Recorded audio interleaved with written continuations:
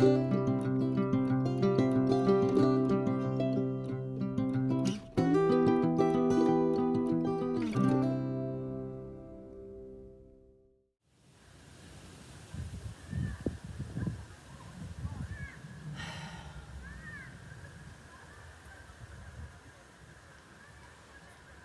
ain't always been like this.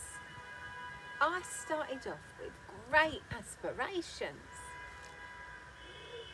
I remember going to parties with my workmates, knocking back the shots, arm round my best mate, who I'd only just met, staggering down to the nearest tube at the end of the night, totally oblivious to all around me, and all was well. All was well. Of course, that's before you're presented with your responsibilities.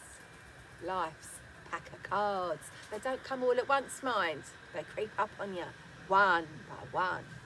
Don't get me wrong, it's great at first. Independence. Bring 'em on. I can handle 'em.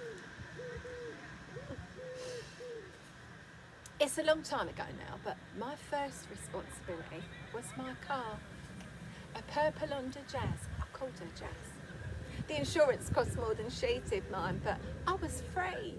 No more begging for lifts, no more hanging about for cabs. I could go where I wanted, when I wanted.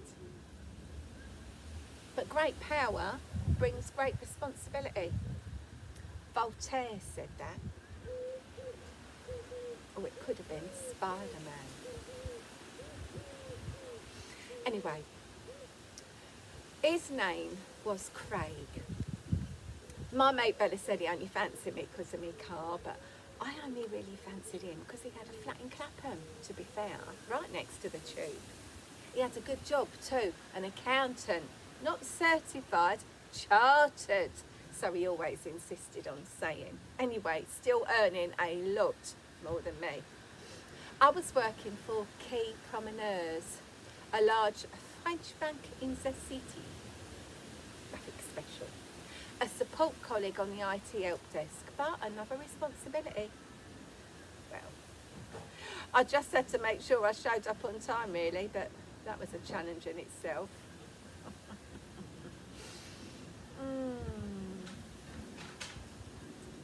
Being with Craig was a laugh, but that's all it was though, a laugh.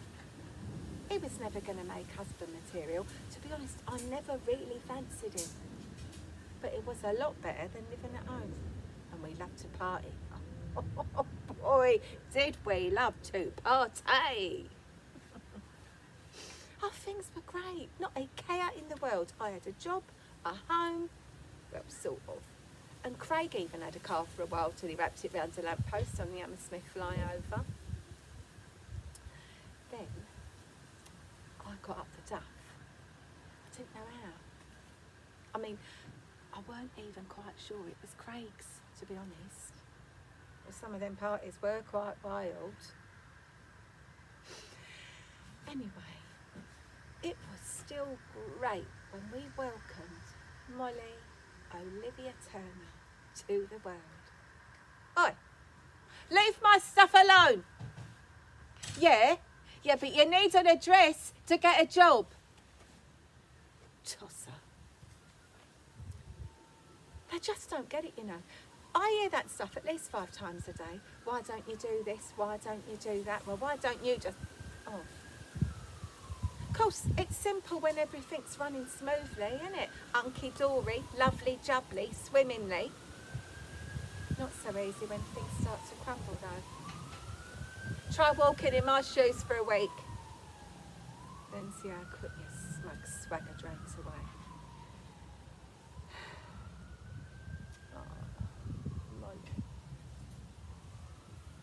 Molly was great. She had beautiful eyes and the cutest little laugh you could imagine.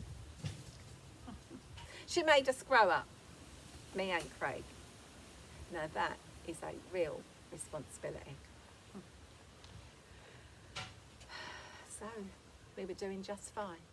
I had a home, I had a partner, and a partner who paid the rent on the home. kid who brought me more joy than I could ever have imagined, expected, or, to be quite honest, deserved.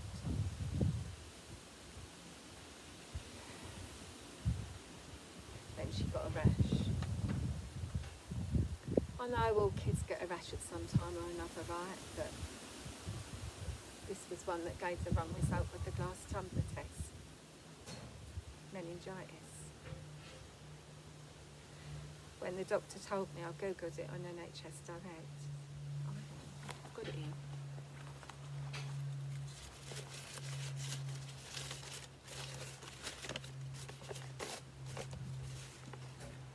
Meningitis is an infection of the membranes that surround the brain and spinal cord. Most people with meningitis will make a full recovery, but some may have long-term problems. Overall, it's estimated that up to 1 in every 10 cases of bacterial meningitis is fatal.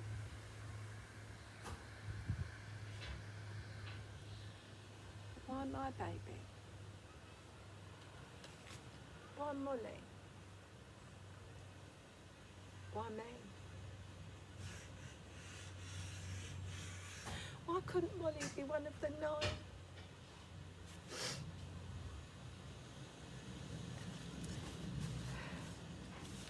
Of course, the doctors did their best, but after a couple of days, Molly's beautiful smile slowly evaporated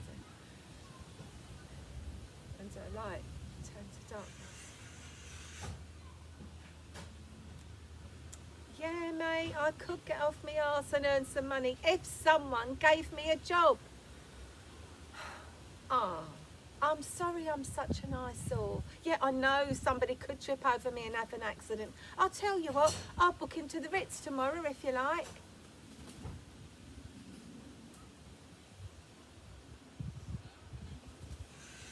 For a couple of weeks we dealt with it okay. Organising the funeral weren't easy, but at least it took our mind off of things. Craig was great. And for once in his life, he took charge of things. And my mum even graced us with her presence one day. She made sure that we knew that if there's anything I can do, Phoebe, anything, just give me a call. Give her a call? Right, so, typical. Not, don't worry, Phoebe. I'll be round again tomorrow to do whatever needs to be done or to just listen. No, it was a couple of weeks after the funeral that it hit us. It weren't like an express train piling into us. No, it's more like a dark blanket slowly suffocating us. Actually, I was doing quite well under the circumstances, but it was Craig who struggled. I kept going in her room. He'd sit on her bed just staring at all her toys. But we hadn't cleared her room out. But we couldn't. We were going to leave that to another day, when things wouldn't be so painful. Whenever that would be. Craig went downhill quickly. He started to become, I don't know, withdrawn and depressed. Said he felt like a different person. Well, from being a dad that doted on his little girl, he became irritable, wanting to spend less and less time with me, and anyone else for that matter. He'd just sit round the flat in the same chair, the curtains closed, just staring into space. Oh, bless you, my dear. I know that is much appreciated. Oh, that will buy me a nice cup of coffee and an apple pie.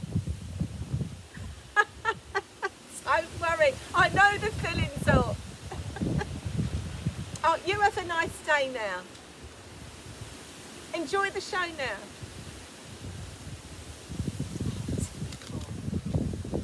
the old dears and the old boys who can least afford it who are the most generous.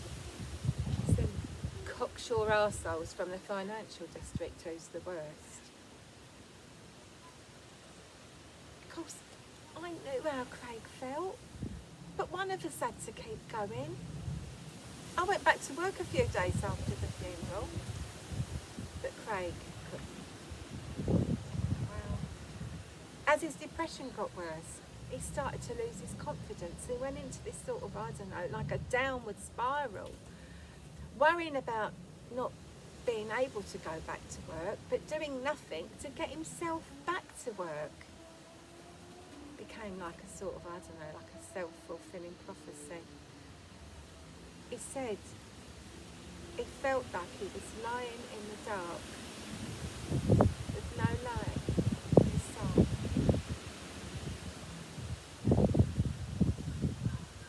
Although I wasn't in exactly a great place myself, I tried to help Craig, I did.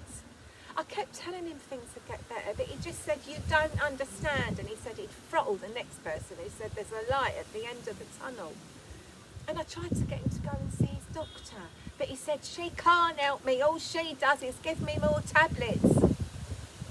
I even made an appointment for him to go and see a therapist for TB, something like that, but he didn't go.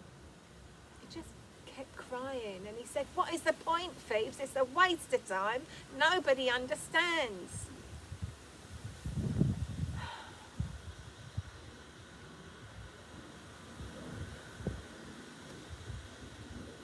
Then one afternoon,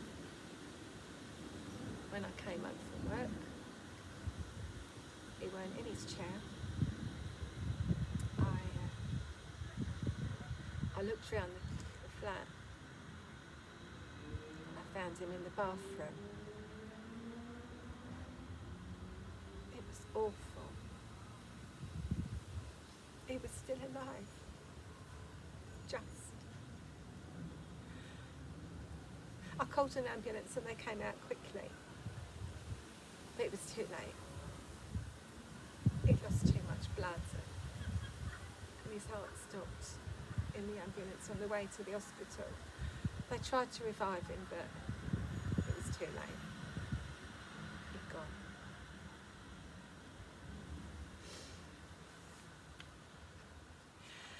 Well, at least I knew how to arrange a funeral. To be honest, that was the least of my worries. Well, everyone's so sympathetic, aren't they, and supportive at first, but that only lasts so long, don't it? First of all, it was Jeff, our landlord, who knew what a terrible time I was having, but could I let him know when I could start paying the rent again? Apparently I had bills to pay. As if I didn't. Well,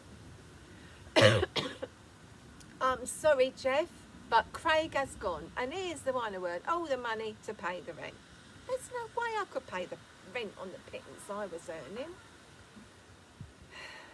To be fair, he waited for quite a long time, but eventually the inevitable happened, and, well, I had to get out. So I went down to the council.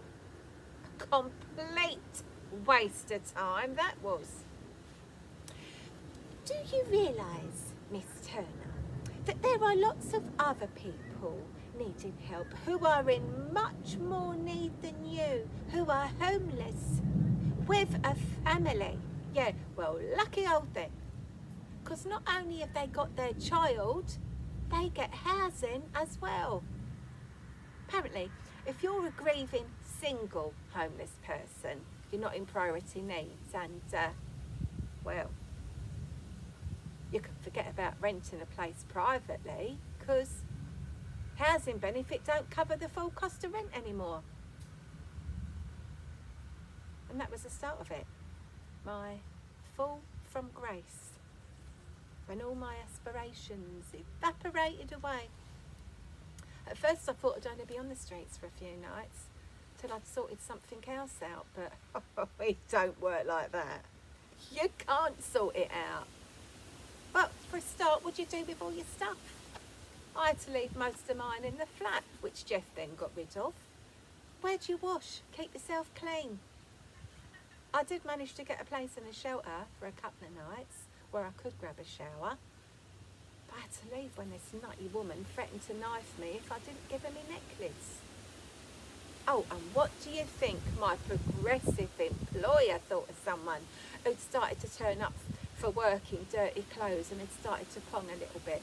Well, it went a little bit like this. I'm terribly sorry, Phoebe. We're starting to get complaints from all the others. We're going to have to let you go. What is funny, though, is that on their website they had something like, at Key Promeneurs, we don't see you as an employee. We see you as someone who runs our business, someone who defines our success. Unless you ain't got anywhere to live and have started to whiff a little bit, of course. And there you have it. From having everything I could ever have wanted, a home, a kids, partner, a job, to ending up being here on the streets with nothing except my sanity. And I'm not sure even that's going to last much longer. A diamond in a sack full of coal. That's what my mate Aggie calls me. Well, I say mate. He's the bloke that I walk down the arch with to get a sandwich and a coffee from the do-gooders at 7 o'clock every night.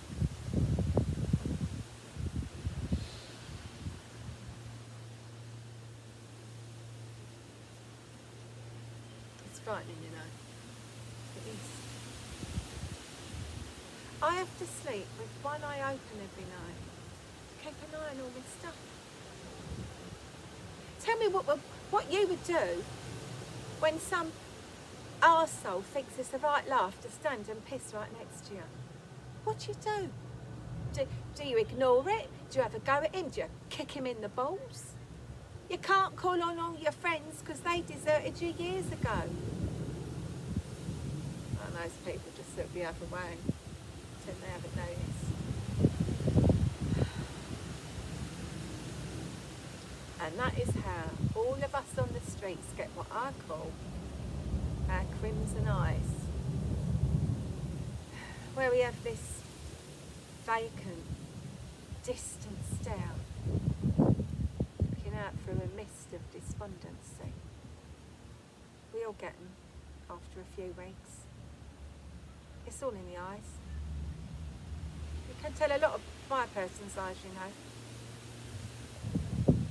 You can't feign security, contentment, fulfillment.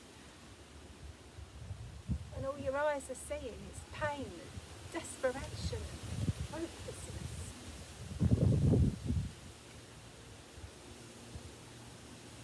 I've slowly become the one who it feels like I'm lying in the dark, with no light in my soul. Do you know what really gets me? It's all them kids living at home comfortably with mum and dad. Everybody worried about them not being able to get on the housing ladder, more worried about them than all of us on the streets living here with nothing.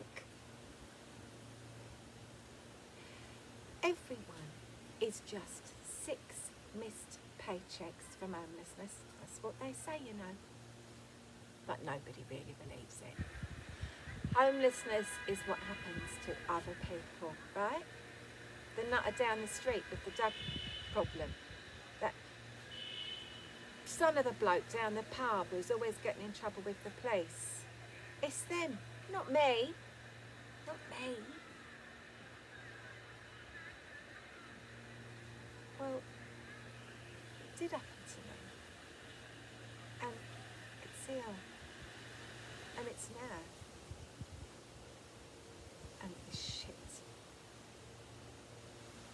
To be honest, nobody really cares. Unless it's on their own doorstep, nobody really